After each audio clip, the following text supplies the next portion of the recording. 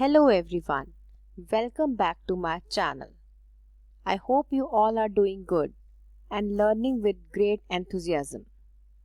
आज हम डिस्कस करेंगे परसेप्शन की सीरीज का last part, that is part number 5, जिसमें हम परसेप्चुअल एरर्स डिस्कस करेंगे, बैरियर्स डिस्कस करेंगे जो परसेप्चुअल एक्यूरेसी में आ सकते हैं।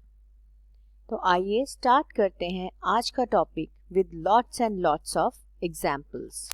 वीडियो लेक्चर्स देखना शुरू करने से पहले आप मेरे चैनल को सब्सक्राइब कर लीजिए ताकि कोई भी लेक्चर मिस ना हो। सबसे पहले हम डिस्कस करेंगे कि परसेप्चुअल एरर्स क्या होते हैं, डिस्टॉर्शन क्या होती है। जब हमारा परसेप्शन का प्रोसेस स्टार्ट होता है तो परसीव करते समय कई सारी मिस्टेक्स ह्यूमन माइंड से हो जाती हैं। ये मिस्टेक्स क्यों होती हैं? इसके पीछे कई सारे रीजंस हो सकते हैं। पहला रीजन हो सकता है प्रेजुडिस। हमने पहले से ही मन में कोई धारणा बना रखी है, उसी हिसाब से हम चीजों को देख रहे हैं। दूसरा है टाइम ऑफ परसेप्शन। जब मैंने चीजों को परसीव करा, उस टाइम पे मेरे दिमाग की सिचुएशन क्या थी, मैं क्या सोच रही थी, उसका इफेक्ट आएगा। कभी कभी बैकग्राउंड भी अनफेवरेबल हो सकता है। बैकग्राउंड के बारे में मैंने अपने प्रीवियस वीडियो लेक्चर्स में समझाया है, तो आप वहां से देख सकते हैं। उसका लिंक भी मैंने डिस्क्रिप्शन बॉक्स में दे दिया है। अगला रीजन हो सकता है लैक ऑफ क्लैरिटी। जो भी स्टिमुलस हमें मिला, उस स्टिमुलस की समझ हमें नहीं आ सकी, कोई कंफ्यूजन हो गई माइंड में उसके रिलेटेड। मान लो कोई इन्फॉर्मेशन मिली है, वो इन्फॉर्मेशन मुझे पूरी नहीं मिली तो मुझे समझ ही नहीं आया, कंफ्यूज हो गया ह्यूमन माइंड। या कन्फ्लिक्ट इन माइंड, किसी चीज को देख के या किसी को मिल के हमारे दिमाग में कन्फ्लिक्ट हो गया, हमारी सोच में कन्फ्लिक्ट हो गया। इन कारणों से हमारी परसेप्शन के प्रोसेस में कई सारे एरर्स, मिस्टेक्स आ सकती हैं और हम चीज़ों को डिस्टॉर्ट कर देते हैं, अपने हिसाब से तोड़ मरोड़ देते हैं, अपने हिसाब से उनके मतलब निकाल लेते हैं। Now comes barrier to perceptual accuracy. Perception process में कई सारी रुकावटें आ सकती हैं। सही परसेप्शन करना एक काफ़ी मुश्किल काम है। तो सही परसेप्शन के रास्ते में क्या क्या बैरियर्स आएंगे, मतलब क्या क्या रुकावटें आएंगी? 9 तरह के बैरियर्स को मैंने आने वाली स्लाइड्स में डिस्कस करा है। चलिए एक एक करके हर बैरियर को विद एग्जांपल्स हम डिस्कस करते हैं। फर्स्ट बैरियर है सिलेक्टिव परसेप्शन। सिलेक्टिव परसेप्शन का मतलब होता है कि जब हम एक सिचुएशन में आए, हमने चीज़ों को देखा, तो उनको सिलेक्ट करते समय मेरे इंटरेस्ट, बैकग्राउंड, एक्सपीरियंस और एटीट्यूड्स का बड़ा स्ट्रॉन्ग इम्पैक्ट आएगा। मैं अपनी इंटरेस्ट के हिसाब से देखूंगी, जो चीज़ मुझे इम्पॉर्टेंट लगती है उस पर ध्यान दूंगी, दूसरी को इग्नोर कर जाऊंगी। इस तरीके से कभी कभी हम इम्पॉर्टेंट चीज़ों को इग्नोर कर देते हैं क्योंकि वो चीज़ उस समय मेरे इंटरेस्ट की नहीं थी या मेरा एटीट्यूड उस चीज़ की तरफ नेगेटिव था, तो मैंने उसको इग्नोर कर दिया। तो वी गेट सिलेक्टिव, किसी चीज़ को देखा, किसी को इग्नोर कर दिया। जैसे कि मैंने स्लाइड में लिखा है, as we see what we want to see या because we see what we want to see। हम जो देखना चाहते हैं वही देखते हैं और बाकी चीज़ों को जानबूझ के इग्नोर कर देते हैं, जिस कारण से परसेप्शन एक्यूरेट मतलब सही नहीं हो पाती। सेकंड बैरियर है एट्रीब्यूशन। एट्रीब्यूशन का मतलब होता है कि एक पर्सन जब किसी इंफॉर्मेशन को परसीव करता है, किसी बात को सुनता है या किसी इवेंट को देखता है, तो उसमें से वो अपने आप ही एक रीज़न बना लेता है। तो जब ये रीज़न हम अपने आप बना लेते हैं तो इसके पीछे कभी कभी बैरियर्स यानी गलती हो जाती है। गलती क्या हो सकती है? Biasness, misconceptions. हमने दिमाग में पहले से ही कुछ सोच रखा था, उस चीज़ के बारे में या उस घटना के बारे में मैंने नेगेटिव सोच बना रखी थी, तो जब वो हुआ तो मैंने अपने आप ही वो रीज़न बना लिया कि अगर ये काम हो रहा है तो इसका यही रीज़न होगा, यानी मैंने अपने आप ही रीज़न ढूंढ लिया, अगले से रीज़न नहीं पूछा, जिस कारण से इनएक्यूरेसी आ जाती है। एट्रीब्यूशन के दो रीजंस होते हैं।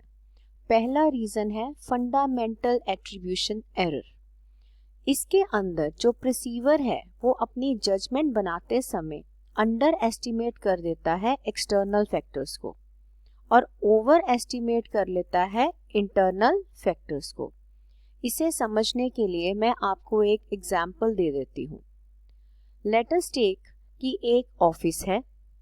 उस ऑफिस के अंदर एक एम्प्लॉय ऐसा है जो रोज लेट आता है। तो बॉस ने उसके लिए अपनी एट्रीब्यूशन यूज की और उसने ये रीजन सोच लिया कि ये एक लेजी एम्प्लॉय है, इस कारण से काम पर कभी भी टाइम पे नहीं आता। लेकिन असल में ये एक एरर है, क्योंकि हो सकता है उस एम्प्लॉय के कई सारे ऐसे एक्सटर्नल फैक्टर्स हों जो उसको मजबूर कर देते हैं लेट होने के लिए। फॉर एग्जाम्पल, फैमिली में कोई बीमार है तो उसकी देख रेख करने में ज़्यादा टाइम चला जाता है, जिस कारण से वो काम पे लेट हो जाता है। यानी जो लेजी का टैग उसको दिया, ये एक एट्रीब्यूशन का एरर था। This is known as fundamental error, जहां पर हमने एक्सटर्नल फैक्टर्स को देखा ही नहीं, बस अपने आप ही इंटरनल फैक्टर्स सोचे और एक जजमेंट दे डाली। दूसरा है सेल्फ सर्विंग बायस। इसके अंदर क्या होता है, इसके अंदर जो प्रिसीवर है वो अपने सक्सेस को इंटरनल फैक्टर्स के हिसाब से एट्रीब्यूट कर देता है और अगर कुछ बुरा हो जाता है तो बुरे का ब्लेम वो एक्सटर्नल फैक्टर्स के ऊपर डाल देता है। जैसे वो कहता है कि आज मैं लक्की ही नहीं था, मेरा दिन ही खराब था इसलिए ऐसा हो गया। यानी अच्छाई के लिए इंटरनल फैक्टर्स हैं कि मेरी एबिलिटी अच्छी थी, मैंने बहुत एफर्ट करा, और जब कुछ बुरा हो गया तो उसका सारा हमने भार डाल दिया एक्सटर्नल फैक्टर्स के ऊपर। इसे सेल्फ सर्विंग बायस भी बोला जाता है। थर्ड बैरियर है स्टीरियोटाइपिंग। स्टीरियोटाइपिंग समझने से पहले आपको रिकैप लेना पड़ेगा जो मैंने पिछले वीडियो लेक्चर के अंदर आपको ग्रुपिंग का कंसेप्ट समझाया था, जिसके अंदर मैंने ये बताया था कि हम लोग कैरेक्टरिस्टिक्स के हिसाब से प्रिसीव्ड को किसी ना किसी ग्रुप के साथ जोड़ देते हैं। जैसे मैंने यहाँ कुछ एग्जाम्पल ली हैं कि मेल स्टीरियोटाइप क्या है, कि कुछ एक ऐसी मैनेजरियल पोजीशंस हैं जिनको मेल्स के साथ रिलेट कर दिया गया है, जैसे पुलिसमैन, फायरमैन, ट्रक ड्राइवर्स। तो ये हमारी एक सोच बन चुकी है कि ये प्रोफेशंस मेल के लिए हैं। और फीमेल्स के लिए कौन से प्रोफेशन देखे गए हैं ट्रेडिशनली, लाइक टीचर्स, नर्सेज या सेक्रेटरीज। तो स्टीरियोटाइप होता है, अगर मैं हिंदी भाषा में समझाऊं, टिपिकल हिंदी में समझाऊं, जो तकियानुसी सोच होती है जिसे हम बदलना नहीं चाहते। फोर्थ बैरियर है हेलो इफेक्ट। हेलो इफेक्ट का मतलब होता है कि हम जिसको जज कर रहे हैं इंडिविजुअल को, उसकी सिर्फ हमने एक सिंगल कैरेक्टरिस्टिक देखी। सिंगल कैरेक्टरिस्टिक या सिंगल ट्रेट आप इसे बोल सकते हैं। सिर्फ उसकी एक कैरेक्टरिस्टिक को देखते हुए मैंने उस पर्सन के बारे में अपनी धारणा, अपनी सोच, अपनी परसेप्शन बना ली है। हेलो इफेक्ट को हम एक एग्जाम्पल से बेहतर समझ पाएंगे। यहाँ पर मैंने एग्जाम्पल ली है एक मैनेजर की जो खुद बहुत ही पंक्चुअल है। तो जब एक एम्प्लॉय उसके ऑफिस में लेट आता है तो उसके लिए मेन ट्रेट क्या है, पंक्चुअलिटी। कि एक पर्सन टाइम पर आता है कि नहीं, ये उसके लिए बहुत ज़रूरी चीज़ है मैनेजर के लिए। तो अगर एक एम्प्लॉय कभी कभी लेट हो जाता है तो वो एम्प्लॉय उसकी बैड बुक्स में आ जाता है, उसकी तरफ उसकी अनफेवरेबल व्यूज डेवलप हो जाते हैं। वो उसके अच्छे काम को कंसीडर नहीं करता, वो सिर्फ एक ही कैरेक्टरिस्टिक, एक ही ट्रेट के पीछे है कि ये टाइम पर नहीं आता।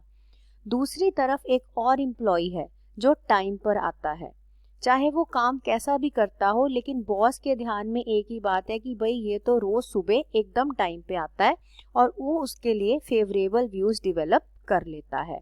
तो इस तरीके से जब सिर्फ और सिर्फ एक कैरेक्टरिस्टिक के बेस पर हम दूसरे इंडिविजुअल के लिए अपनी धारणा बना लेते हैं, हो सकता है और भी बहुत सारे फैक्टर्स हैं लेकिन उसको हम कंसीडर ही नहीं करते, इस गलती को बोला जाता है हेलो इफेक्ट।